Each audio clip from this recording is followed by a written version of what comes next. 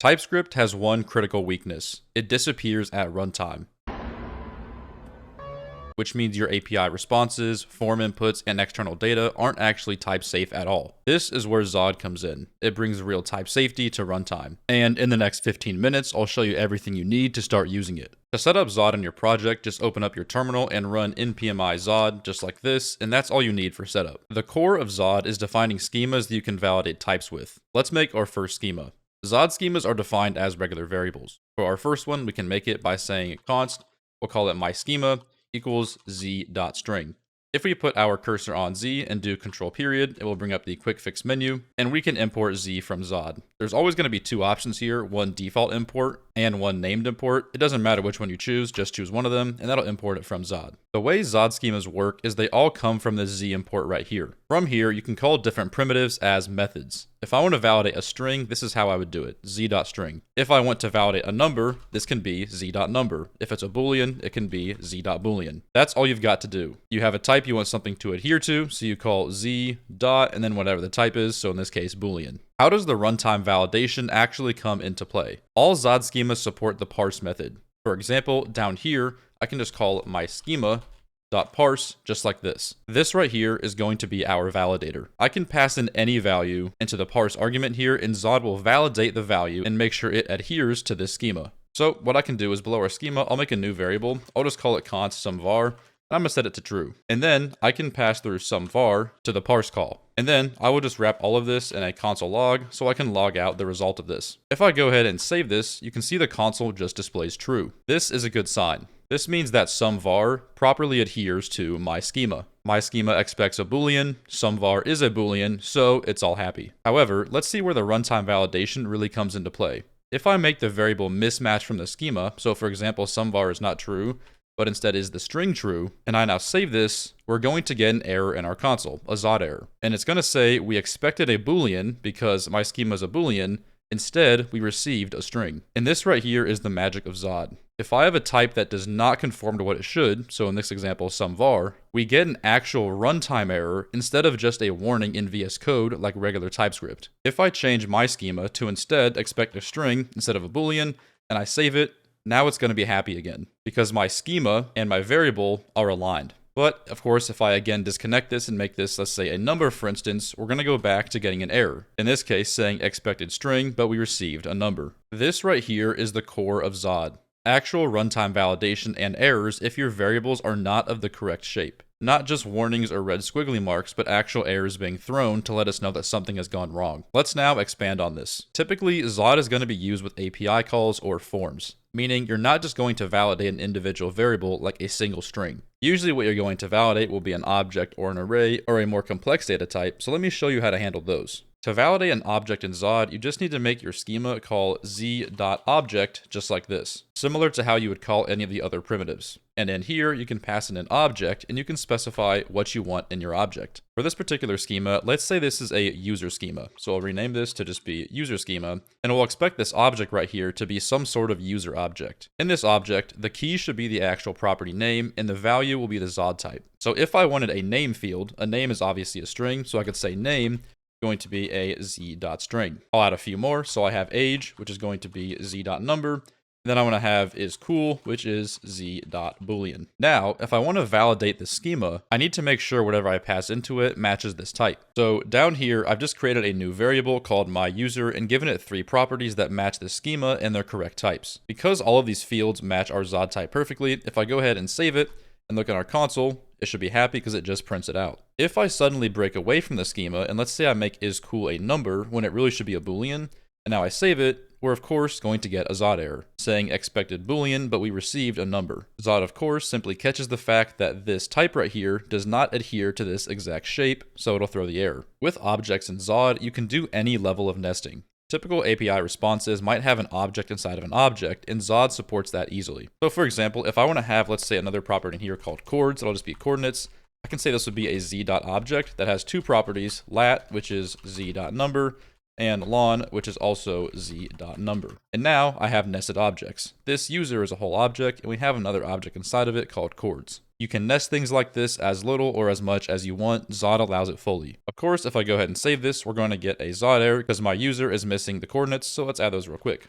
You can say chords. Once we, of course, fix this and change it back to a Boolean, then it should be fully gone and good to go. And there's really a lot of cool things you're able to do with objects in Zod. If you're familiar with the partial utility in TypeScript, Zod supports that too. On an object after the object call, so right here, I can simply chain another call on top of it called .partial, just like this. And now anything that passes through this schema can be a partial user. With partial, I'm of course saying that every field in my object is optional. So now I can take off the name, for example, save it, and it's still going to be happy with no error because this is declared as partial. Without the partial, we get an error because we're missing name, but with the partial, we're saying, hey, that's okay because all these are optional. If you want to do the opposite of partial and make sure every single property is required, you can do .required instead, just like this, and it'll work in a very similar way. Both the required and partial methods in Zod are very, very similar to the required and partial utilities in actual TypeScript. These work well for whole objects, but clearly there might be times where you want to specify the requiredness of individual properties. That's super easy as well. Just like in TypeScript where you can have optional types with the question mark operator, in Zod we can just say something like .optional,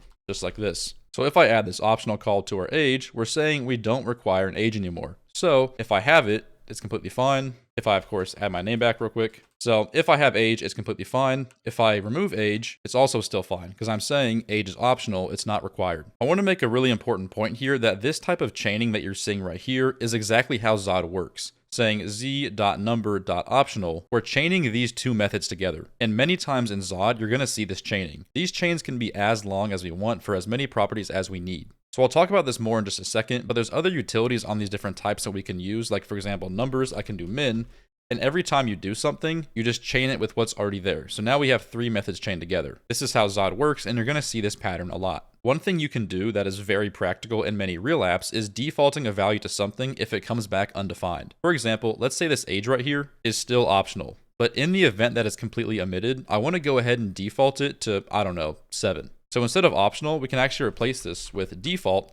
We can say I want it to default to the value of 7. And now, in my object down here, I have no age specified at all. So if I go ahead and save it, and it's printed out, you can see in this object, we have age 7. So all the default is saying is if the value is not there, meaning it's undefined, just go ahead and set it to some value. And when you do this, you're implying that it's optional, so you don't actually need the optional call as well. You can just say default. This is a very, very common scenario when you have variables that might be undefined, but you need to have them start out as a defined value just in case. Another caveat to watch out for with objects is unknown keys. For example, let's say on my user down here, I give it another property, I just call aura points, and this is just some number, so I say 50. But nowhere in my schema do I ever say that I have a field called aura points. However, if I go ahead and save this, you're going to notice that Zod is completely fine with it. They throw no error, despite the fact that we have an extra field on our object. And that's because by default, Zod does not account for any extra unknown keys. It just lets them through. If you want to prevent this, just like you can call .partial on an object, you can also call something like .strict, like this. And now if I save it, it will throw an error saying unrecognized key, aura points. So if you specify strict mode, any extra properties unaccounted for, like aura points, will be caught. What about arrays? How do we do those in Zod? Super easy. We'll make a new friends key in this object right here. And to make it an array, all we have to do is say z.array, just like you would expect. And in here, we can say whatever we want the type of the array to be. If I want an array of strings, I can just say z.string. And now if I go down here and I add a friends array, let's just say it's, I don't know, A, B, and C, just like this. It's going to be perfectly happy because it is a string array, and that's the way that we defined it up here. If this does not align with a string array, like for example, this just becomes, I don't know, the value 8, like a number, we're of course going to get an error saying expected string, but we received a number. So we're saying it has to be a string array, so once it's all strings, it is of course happy again. So arrays in Zod are incredibly simple. Just follow this format right here. Now, I want to quickly go over some utilities that each of the different Zod types can use. Zod provides a ton of utilities for each type of value to ensure it adheres to a certain structure. For example, numbers support a min and max method. So let's say my age right here, let's say it has to fall between 5 and 25. I could add .min 5, I can say .max, I can just chain them together like this, and now my number will have to be between 5 and 25. Right now, age is 25, so it's happy, no errors over here. However, if I make this, let's say 26, so it's now out of the range, we're going to get a Zod error saying it's too big. So these are some nice utilities to make sure it adheres to a certain type that's even more strict than just saying a number. There's a lot of other methods like GT, which just means greater than, or we can do LT for less than, but I'm not going to go over every single one because that would take me 30 minutes or more. If what you want is some specific validation check of a number like less than, greater than, min, max, whatever else, Zod probably has it. You can always check their docs if you're unsure. And numbers aren't the only thing that have these utilities on them. Pretty much every single type does. For example, strings. Strings have utilities like starts with. So for example, I can say starts with capital A, and that will make sure the string starts with a capital A and will throw an error otherwise. My name does, so it adheres to the type. But if I change this to C right here, it's no longer starting with capital A, so it's going to be mad. We can also do things like .length, say it has to be of length 6, which my name is, so it's happy. But if I say it's a length 5, my name is too long, so it's going to throw an error. I think you get the idea with these. Again, I'm not going to go over every single one of these utilities for each different type because Zod has so many of them for each type. So if you're curious on what you're allowed to use, I'd highly encourage you to check out the Zod docs, which I will of course link in the description. Now I think is a great time to mention one of the most important aspects of Zod. Let's say I have a function called do something down here, and it's not really going to do anything right now. But let's say it's going to take in a user argument. If I'm using TypeScript, I want to type this argument as an actual user type that matches the schema up here. What you cannot do is just pass in the schema as a type. I can't just say, okay, it's user, so I'm going to pass in user schema just like this, and we're going to call this good. Reason being, user schema is not actually a type, it's a variable. So your first thought might be something like, oh, I'll just make this a type. I'll say type down here. I'll say, I don't know, type user, and just go this route. However, doing something like this and copying over the type directly one-to-one is a complete waste of time. I can delete this whole type right here and just get it with Zod. I can just say type user equals z.infer, do angled brackets, and say type of, and then pass in my schema. And now, if I hover over user, it is the exact type of user that our schema mentions. Everything matches perfectly one-to-one. So now, if I need to actually use this type in TypeScript, I can say this function expects a user that is of type user. And of course, if I hover that, because it's typed, it'll say it adheres to this schema type. The magic comes from this infer right here. The schemas you define in Zod can actually evaluate down to a type. So if you just say type of, whatever the schema is, now it knows the actual TypeScript type, and you can capture it just like this. And this is the method you absolutely should adopt if you're using Zod. Define all of your schemas, all your stuff in Zod, and then simply derive the types from Zod. Zod is the source of truth, and you derive your types from there. This is a very, very common pattern in most apps. What's cool with this type here is that this type is going to reflect the schema when any changes are made. So for example, right now, hover user, every single field is required. There's no optional. But if I throw a .partial on this whole object here, and now hover user, you can see we have question marks on all of them because every single field is now optional. While we're here, I want to quickly mention real quick that if we go ahead and call parse like this, and what you pass in does not pass the schema check, it's always going to throw an error like you've seen all video. So for example, let's take the partial off here. Let's say we just completely get rid of age, so it's gone, and we actually take the optional off as well, or sorry, the default. We're going to get a type error because we're calling parse. However, sometimes you might not want it to throw an error and completely brick your app. Maybe you just want to know whether it conforms to the schema or not, but not actually throw an error. So you still get runtime validation just without the error throw. If that's the case, you can actually call another method called safeParse instead of just parse. And now if I go ahead and save this, you can see that the log here is a little bit different. It's an object that just has a error property and a success boolean. So the error is a Zod error and success is a boolean that says right now it's false. Because we know obviously we got rid of the age, so it doesn't conform to the schema anymore, so it was not successful. So all that safeParse does is says, hey, something is wrong with this, I'm just not going to throw an error because of it. If I go back to making this match perfectly, if I say age 25 and go ahead and save it, it'll look a bit different. It'll still have the success boolean on it, now saying success true, and it will return our data as well. So in the event a safeParse is successful, it'll give you the data and the success boolean being true. If it's unsuccessful, it'll say success false, give you the Zod error, but not actually throw it. If this is your desired behavior and you just want a simple runtime validation without an error, just use safeParse. The very last thing I want to do before we end is quickly mention a few of the more advanced types from Zod. We've gone over the main essentials like the primitives plus objects and arrays, but I want to just quickly show that Zod has a ton more utilities than just these. Like I said, I'm not going to go over every single one because there's a lot, but quickly I'll just name a few. If something can be multiple different types, you can use OR to separate them out. For example, age right here, let's say I want it to be a number or a string. I can say z.number.or, and then inside here put z.string.